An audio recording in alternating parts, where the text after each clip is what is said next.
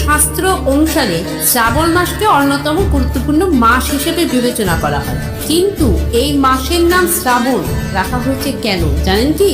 বিশ্বাস করা হয় যে পূর্ণিমাতে অথবা এই মাসের যে কোনো সময় শ্রাবণ নক্ষত্র আকাশে বিরাজ করে, তাই তার নাম অনুসারে এই মাসের নামকরণ করা হয় শ্রাবণ। শ্রাবণ মাস ধর্মীয় অনুষ্ঠান পরিচালনার জন্য সর্বোত্তম সময়। শ্রাবণ মাসের শাসক দেবতা হলেন ভগবান শিব। পৌরাণিক মত অনুসারে এই মাসেই সমুদ্র মন্থন হয়েছিল। সেই মন্থন থেকে 14টি ভিন্ন ভিন্ন রূপে বেরিয়ে আসে। তার মধ্যে 13টি রূপী দেবতা আর অসুরেরা ভাগ করে নেন। 14তম রূপীটি অক্ষত ছিল, কারণ এটি ছিল মারাত্মক বিষ যা সমগ্র বিশ্ব এবং প্রতিটি জীবকে ধ্বংস করতে পারে।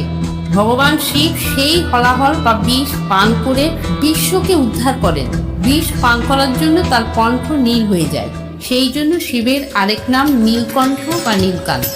বিষের প্রভাব এতটাই ছিল যে ভগবান শিব তার মাথায় অর্ধচন্দ্র ধারণ করেছিলেন এবং সমস্ত দেবতারা বিষের প্রভাব কমাতে পবিত্র গঙ্গা নদীর জল শিবকে উৎসর্গ করেছিলেন। এছাড়াও বৈদিক শাস্ত্র অনুসারে পবিত্র গঙ্গা নদীর স্বর্গ থেকে পৃথিবীতে অবতরণ করেন এই পবিত্র মাসে। আধ্যাত্মিক মত অনুযায়ী শ্রাবণ মাসের শুক্লপক্ষের তৃতীয়া তিথিতে ভগবান শিব এবং পার্বতীর সাক্ষাৎ হয়। শিব পুরাণ অনুসারে দেবী পার্বতী 107 জন্ম ধরে ভগবান শিবকে স্বামী হিসেবে পাওয়ার জন্য কঠোর তপস্যা করেছিলেন। দেবী পার্বতী 108তম জন্মে শ্রাবণ মাসের উপবাসের প্রভাবে ভগবান শিব তাকে স্ত্রীরূপে গ্রহণ করেছিলেন। সেই কারণে হিন্দু মহিলারা শ্রাবণ মাসে সোমবার উপবাস রেখে শিবের পুজো করেন।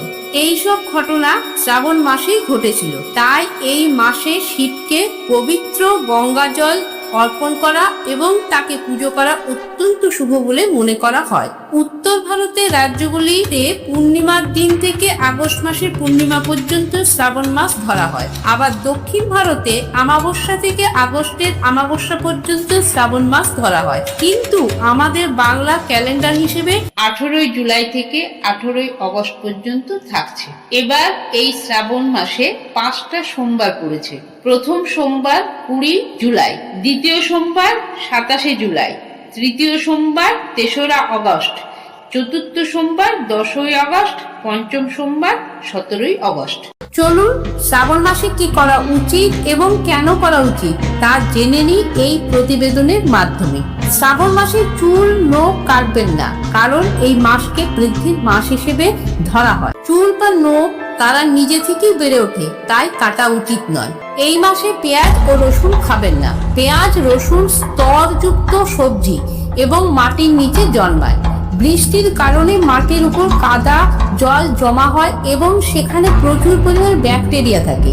পেঁয়াজ ও রসুনের সমস্ত স্তরে প্রবেশ করে, সেই কারণে এই পরামর্শ দেওয়া হয়। এই মাস শিবের সাথে সম্পর্কিত, তাই প্রতি সোমবার উপবাস করা উচিত। বাস্তবসম্মতভাবে বর্ষাকাল আবহাওয়ার পরিবর্তনের কারণে এবং আর্দ্রতার জন্য খাবার সঠিকভাবে হজম করা কঠিন হয়ে পড়ে। এই কারণে পাচনতন্ত্রকে বিশ্রাম দেওয়ার জন্য সপ্তাহে 1 দিন উপবাস রাখার পরামর্শ দেওয়া হয়। এই মাসে নিরামিষ আহার করবেন। নিরামিষ আহারের দ্বারা আমাদের শরীরের পশু প্রবৃত্তিকে দমন করার একটি ব্যবস্থা হিসেবে বিবেচনা করা হয়। মানে সহজ কথায় শরীর এবং মনকে ঠান্ডা রাখার উপায়। তাছাড়াও ভগবান শিবের আরেক নাম পশুপতিনাথ, সকল প্রাণী এবং জীবের অধিপতি। যেহেতু এই মাসে শিবকে পুজো করা হয়, তাই তার প্রিয় প্রাণীদের ভক্ষণ করা উচিত নয়। কথিত আছে ভগবান শিবের ত্রিশূলের প্রতীক হলো আমাদের মানসিক রূপ, সতত রজ তমস। আর একটি প্রতীক হলো অতীত, বর্তমান এবং ভবিষ্যৎ। তাছাড়াও আমাদের দেহে 3টি গুণ, বাত, পিত্ত, কফেরও প্রতীক হলো এই ত্রিশূল। আর এই সমস্তের প্রতিনিধিত্ব করছেন স্বয়ং দেবাদিদেব মহাদেব। এই মাস যেহেতু শিবের মাস, তাই ব্রহ্মচর্য পালনের দ্বারা সহজেই ভগবান শিবকে প্রসন্ন করা যায়। আর যদি তাহা না পারেন অন্তত সারা ঘর পরিষ্কার রাখুন, পারলে সারা বাড়িতে গঙ্গা জল ছিটিয়ে দিন। উত্তর পূর্ব দিকে ভগবান শিবের একটি ছবি বা মূর্তি রাখুন। ওম নমঃ শিবায় নাম জপ করে ফুল চন্দন দিয়ে ছবিটিকে সাজান। শিবলিঙ্গে পঞ্চামৃত, দুধ, দই, ঘি, মধু এবং গুড় নিবেদন করুন, সঙ্গে বেলপাতা নিবেদন করুন।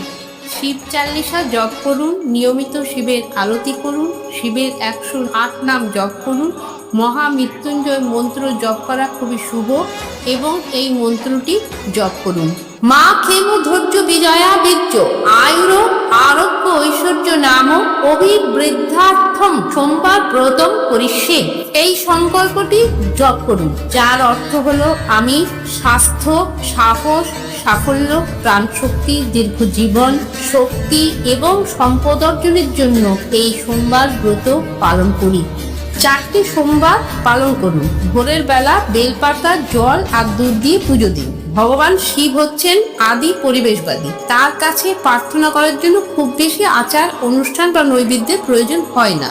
আপনার প্রার্থনার জন্য বেলপাতা এবং 1 ঘটি জলই যথেষ্ট। পরিবেশের ন্যূনতম ক্ষতি না করে করা পুজো ভগবান শিবের কাছে অত্যন্ত প্রিয়। কম করে প্রথম এবং শেষ এই 2টি সোমবার পালন করুন। ওম নমঃ শিবায় শিবায় শান্তায় কায় নেত্রায় হেতবে নিবেদয়ামি চৎপানাং তঙ্গতি পরমেশ্বর। ওম মহাদেব ম যোগী মহেশ্বর মহাপাপ হরং দেব মকরায় নমো নমঃ।